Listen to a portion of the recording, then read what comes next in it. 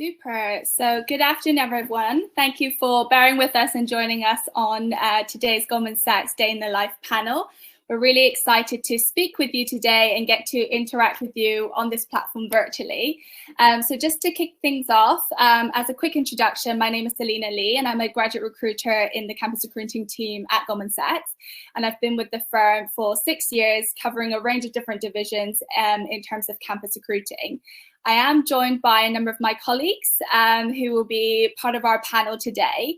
I think Sakshi is looking to rejoin, so maybe we'll kick off with Samuel if you want to quick round robin and do a quick introduction, and then we'll go through and deep dive into the panel today, which we do want, as the title calls out, for you to find out a little bit more about what does a day in a life as an analyst at Goldman Sachs looks like. Specifically, all of our panelists are in our engineering division.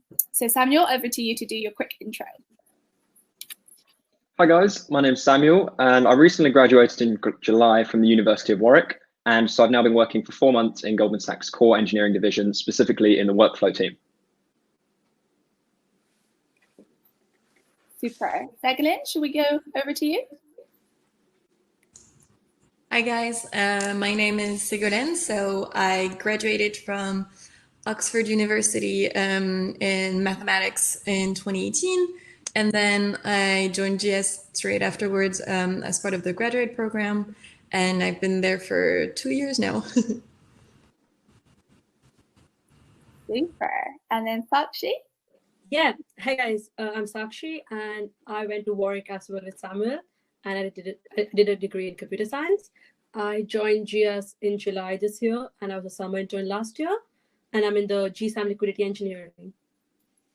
Super. So just so we can get to know you better and make it more of a fun, lighter touch for the audience to get to know you as individuals, we'll do a quick fire round just so we can get to know you and what some of your kind of favorite things are. So should we start with favorite holiday destination? I know that travel is on hold at the moment, but if you know, when everything goes out, what would be your favorite destination to go to from a holiday perspective?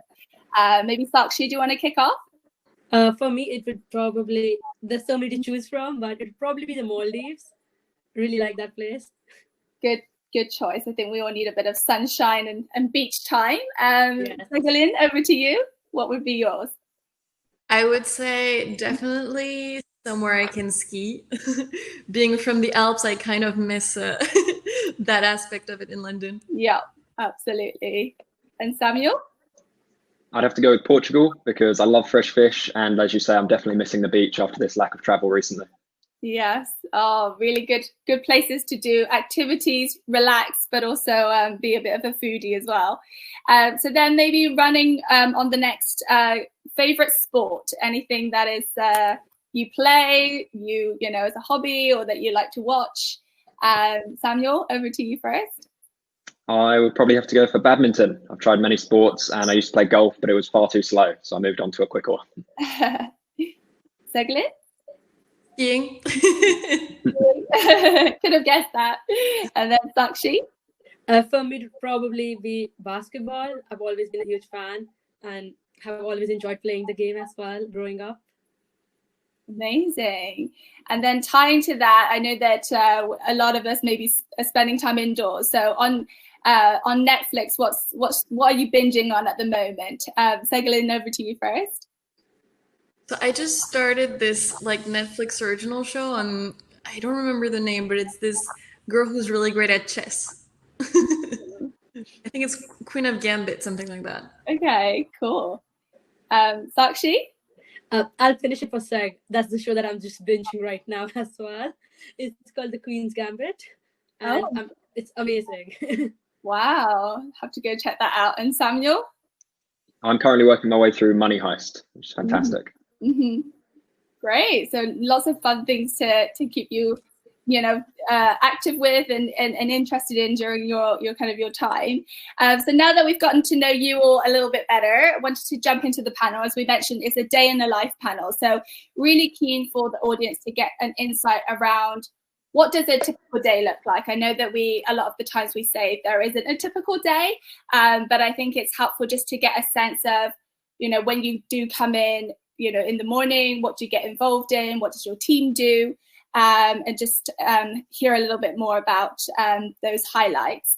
So should we go round and start with Segalin? Did you want to kick us off? Yeah, so my day, so I'm in the Marquee team. So Marquee is the digital platform, a digital offering of JS that we offer to external clients.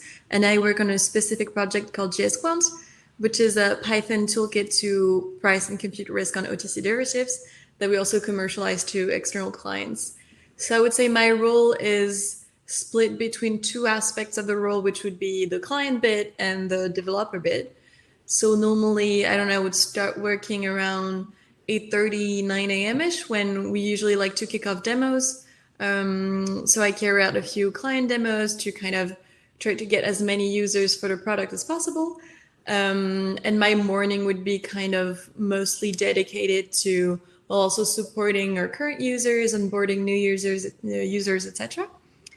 And then in the afternoon, I like to, get some work done and focus more on kind of the developing new features and pushing out some code aspects. So I would focus on that in the afternoon. Normally around till, 7:30, 8 p.m.-ish. Mm-hmm. And is there anything that you need to get done before you log off for the day, or that you like to do?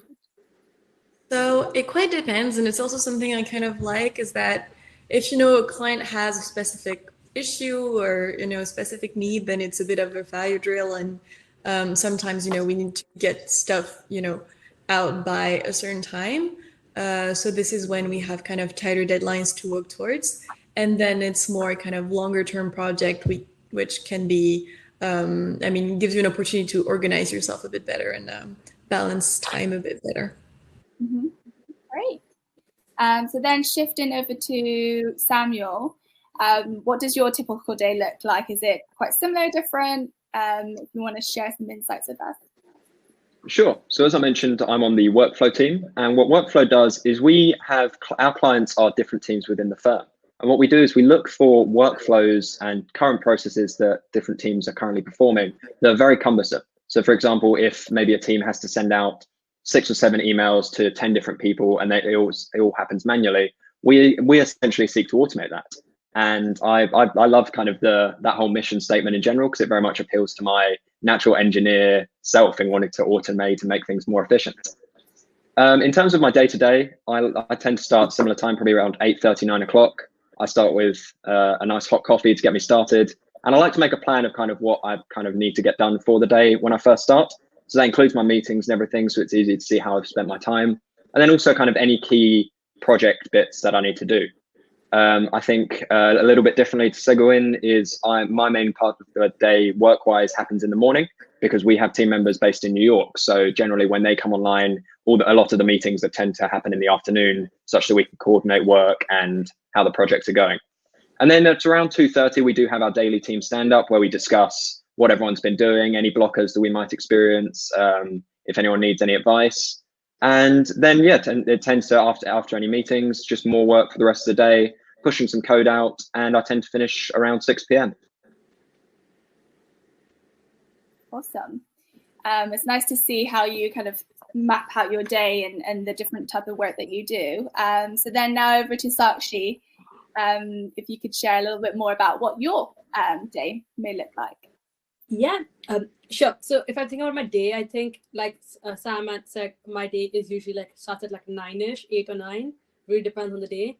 And I'm going to say the most cringe thing ever, but no day is similar. It's always different, I've realized. So usually for me, I'm in GSAM Liquidity Engineering, which is basically the asset management team. And we have clients who are internal as well as external. And we have them in India and America. So our day is kind of split between both the parts. So the morning is for India hours and the evenings are for the New York hours. So usually I try to block a few hours in the day for my own personal development to develop some, in terms of developing code. And I would say I spend around 2 or 3 hours in meetings every day. and we have some team catch-ups, some in general catch-ups, which are really good. And I think they kind of break my day apart instead of just being a lot of just sitting in front of the screen and coding out things. And also, it really depends on which project I'm working on. But a lot of times we have like production bugs that need to be fixed or something else takes priority. But I would say usually I'm done around like 5:36, and I try to make sure that everything it's the same as Zach, that if there's a bug that needs to be fixed, you kind of have this adrenaline rush to like get it fixed, and that's how the day usually goes by. Really getting things done or resolving the problems so that you can start on a fresh slate for the next day. Super. So thank you so much for everyone sharing a little bit about what their kind of typical day looks like. Sticking with Sakshi, as you mentioned, having done an internship previously, but ultimately, if you think about, our audience, that if they're thinking about moving and starting to do an internship or to kind of start their careers, what would you say, looking back, was, how you transitioned from studying, being at uni to working? What would be some of the things that were, key highlights or milestones or things that looking back that you would think, that's helpful to know in terms of this is what helped me kind of do that transition? Right. I think so. I did a summer internship and a spring at GS as well, but I think the milestones are very different when I look at myself as a grad and as a summer intern. So talking about a graduate right now, I think the first important thing was that, especially because it's virtual right now, it was definitely quite a different experience to integrate with people. And I feel like being proactive was so important throughout, making sure that I had catch-ups in place. I over-communicated with my team instead of just being there stuck in a place. And in terms of like going from uni to working, I think the favorite part for me was that uni goes on for 7 days a week, work goes on for 5 days a week. So that I really enjoyed that personally. But I would say what really helped me in the transition was keeping an open mind.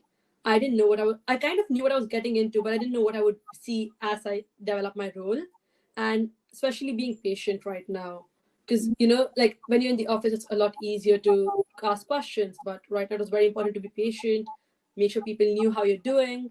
So those things really helped me. And I also tried to bring in some mindfulness, especially going from uni to working is a very big change. I think it's kind of underrated.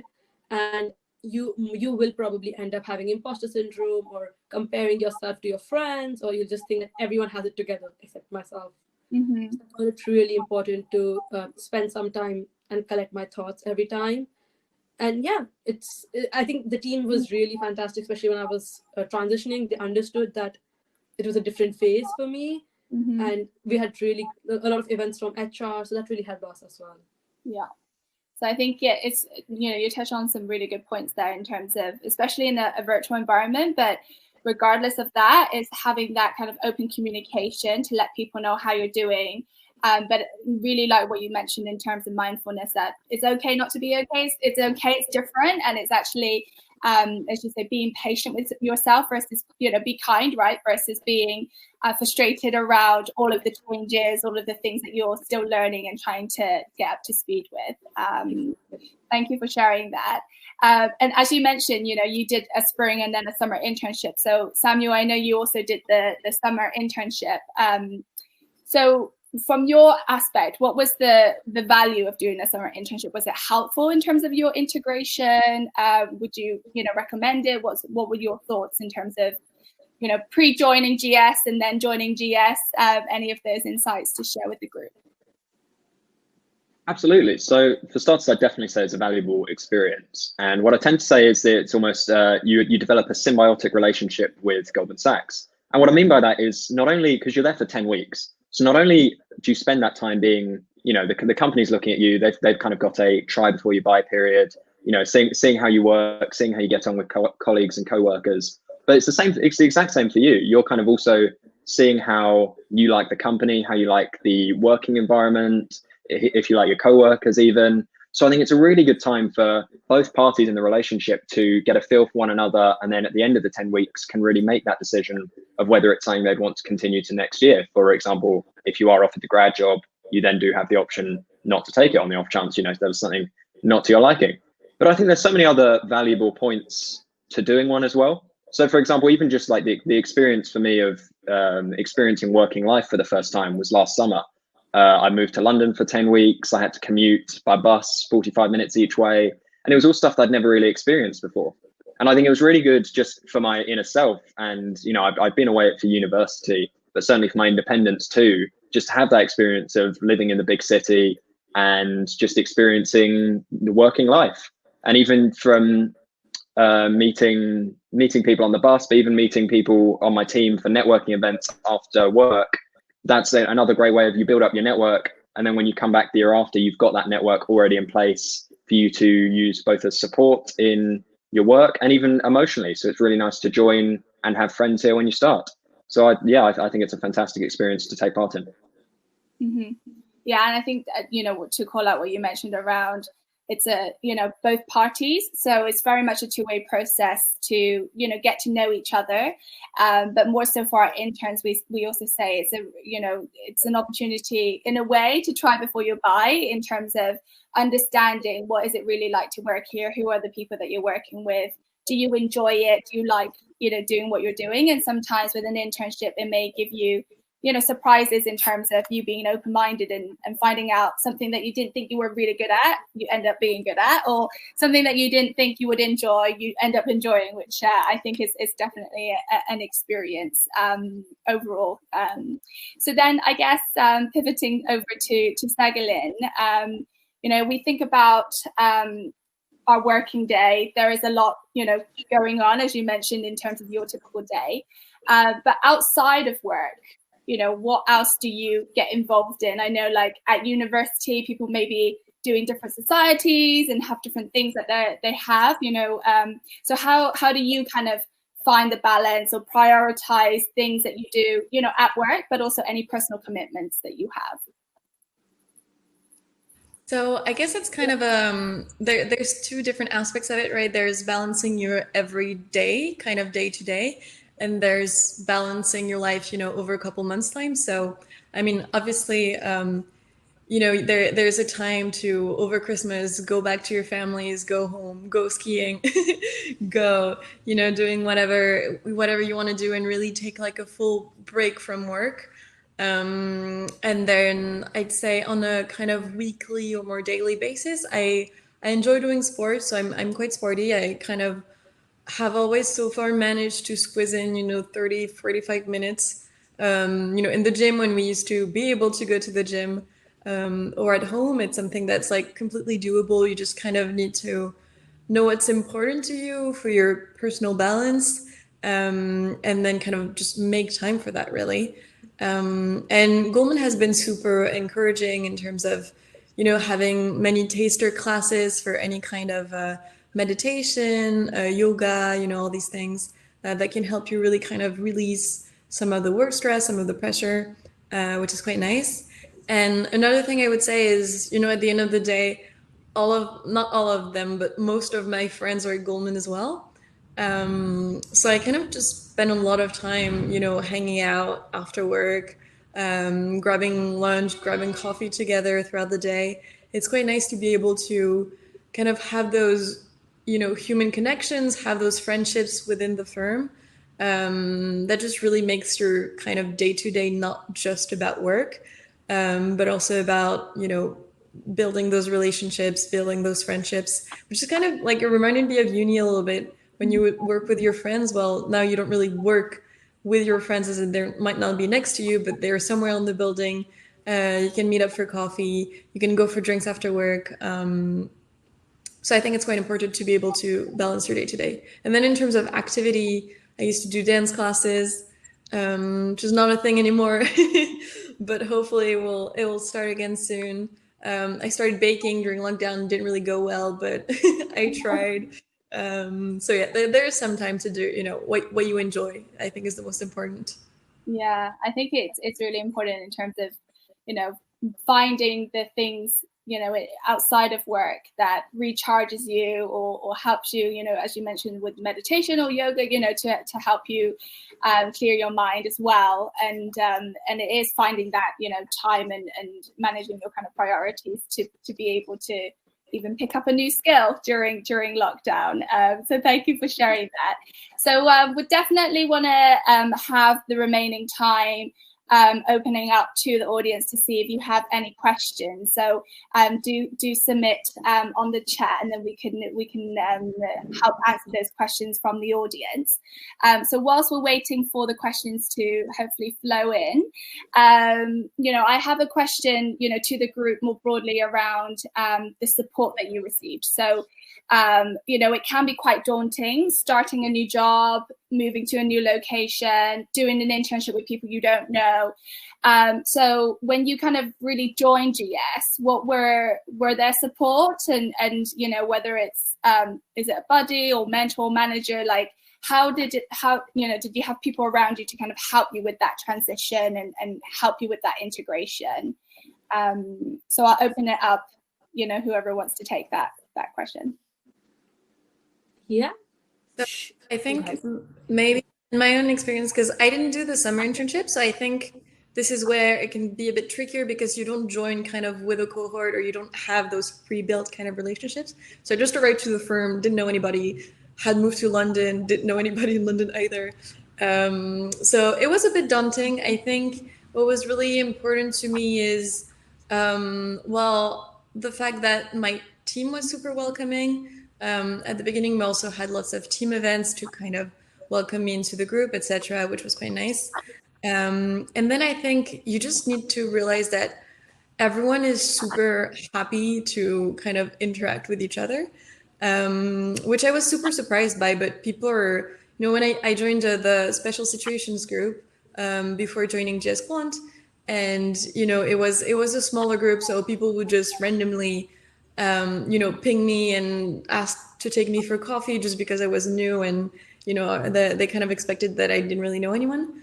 And it was really nice to get people reaching out to you, but also to have very positive reactions to myself kind of reaching out to the other people my age who are already in the group, and also when you arrive, you kind of feel like everyone has been there forever, but actually some people had joined, the week before, and they're as lost as you are.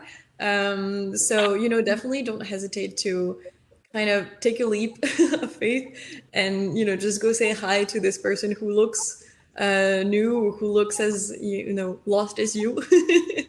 And and go grab a coffee, get to know them. I think it makes it, it makes a difference. Mm-hmm. So actually, I think you had something you wanted to add as well. No, I think Zach covered it really well.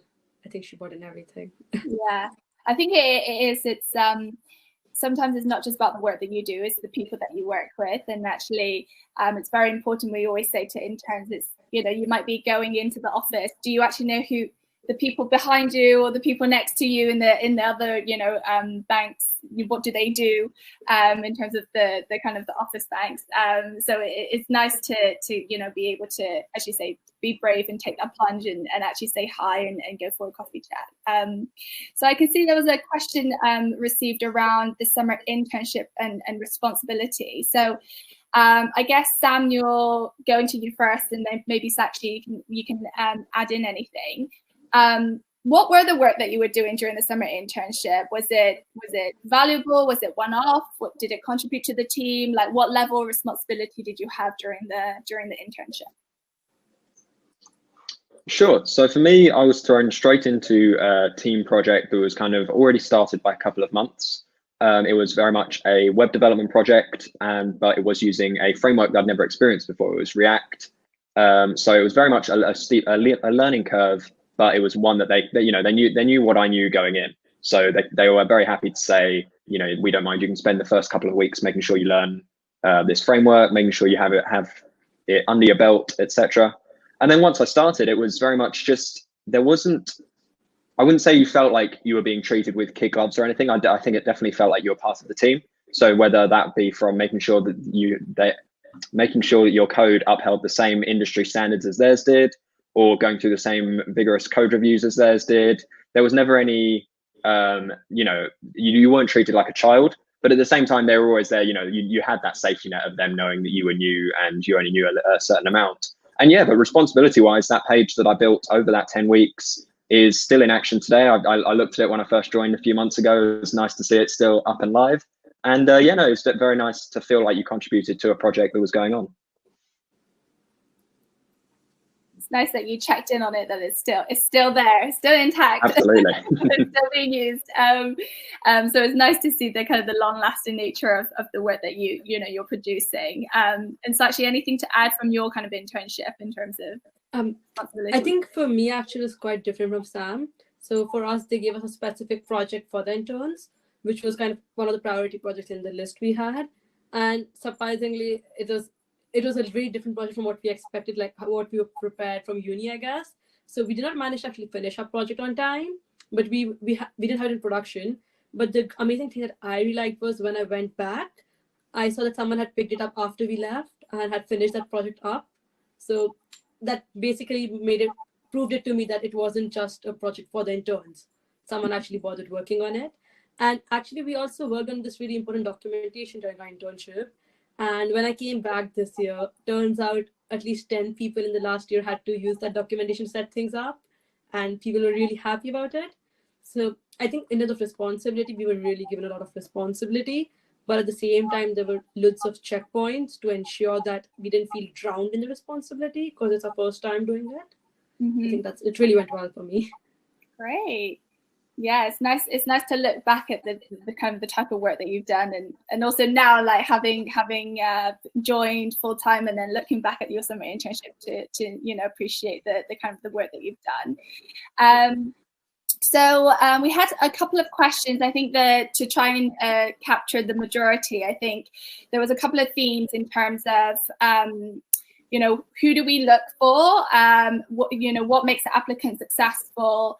And a question around when we're, who we're looking for in terms of, are there specific things you could do to make you stand out, or actually people coming from all different, STEM or non-STEM backgrounds? So I'll take a minute just to answer that, but definitely encourage everyone to also visit our career booth today, where we'll have a lot of recruiters on standby to kind of help with those recruiting related questions. But I would definitely echo and the panel do jump in that we do recruit from a very diverse set of backgrounds. So, whether you are studying a STEM degree or non-STEM degree, there are a number of different business divisions that you can apply for and succeed in. And I think when we look for candidates, there isn't a formula to say if you have A, B, and C, that would make you the perfect candidate. I think everyone has their own uniqueness. And so what we always try to say as part of the application process is to be specific, because we want to find out about you specifically. What is it about your experience, your interests, your motivations? And so, when we're kind of recruiting and having candidates come in to our processes or to join our internship or full-time programs, I think, some of the things that I would call out is teamwork, so collaboration, and I'm sure the panelists will agree in terms of there's a lot of working with colleagues, working with different teams, global colleagues as well. So how do you partner with people? How do you work together as a team? And I think to what Sachs mentioned about the proactiveness is it's being inquisitive, the willingness to learn, to ask questions, and to challenge. And what we really like, when we have interns in the building and joining us on our programs, is that you come with a fresh pair of eyes, new ideas, and actually, some process may be there because it's existed. Sometimes it is nice to actually have a challenge or have a think, actually, could we do it in different ways? So it's really nice to open it up and hear from, hear ideas from all different individuals. So I would call out those couple of things, but definitely reach out to us, in our career booth, kind of for more kind of Q&A with our recruiters. But before we kind of wrap up, linking to, this question around what is it that makes you a successful applicant? All three of you, looking back, so if you were in the seat now and you were applying, what's the one piece of advice you would tell yourself, whether it's, a part about the application process, or whether it's, joining a firm and working from a career standpoint? But what's the one piece of advice you would leave for the audience today? Samuel, do you want to go first? Sure. I guess I would probably say just be open with both yourself and your team that you're working with. So both in your skills that you can do, so never like try to over exaggerate your skills just because you're trying to impress someone. I think it's always better that you're honest with what you can and can't do. And then also just if you ever get stuck, I think just don't ever be afraid to ask questions, because your teams are always happy to help out and help you get past something, but they're obviously going to be less happy if you tell them after a week, oh, I've been stuck on something and have made no progress for an entire week. So it's just be open, communicate regularly. Sakshi? If I was in the same place, I think one thing I would tell myself would be that you bring a lot more to the table than you think you do. I think at uni, I spent a lot of time thinking that, oh, I'm just a uni student. What can I do as a summer intern? That was a common mindset in my friends' mindsets as well. And it was only after my summer internship and after my performance reviews with my manager where I was actually encouraged to realize that I add a lot more to the table. So I think don't sell yourself short either. Don't over exaggerate, don't lie, but don't think that just because you're at uni, you don't know anything. Mm-hmm. I think what I figured out upon joining was that the firm doesn't, in a graduate student, the firm doesn't look for someone who knows a lot. They look for someone who's capable of learning a lot. So it doesn't really matter what you already know or don't know or etc. Like you don't know anything. Yeah, that's what I figured out. And my first day as a job is okay. I'm just gonna have to learn this all. And it doesn't matter how much or how little experience you have when you join. You just have to show that you're willing and curious and capable of bridging the gap and having a very steep learning curve, and that this is exciting for you and this is all what really you long for. Great pieces of advice. And I would just to close and add on to that is I think one of the pieces or one of the questions that we get a lot of is, oh, I don't have finance experience, oh, I don't have X, I don't have Y. So I always say you should focus on what you do have, so what you're long on versus what you're short on. And I think tied to all of the other pieces of advice, it's really to be open, to be inquisitive, and actually don't underestimate yourself and what you bring to the table. So with that, would definitely encourage everyone, if you are thinking about applying or thinking about an internship with us, do it, and be specific about your motivations, your whys of applying and what you're interested in, and definitely best of luck with studies and your application process, and do visit our booth so that we can have more kind of Q&A to answer any other specific questions that you have. But with that, I wanted to thank our panelists for sharing a day in your life. It's nice to hear around your experiences and your career today. So thank you so much for sharing with us in the broader audience as well. So thank you. Thank you, guys. Thanks guys.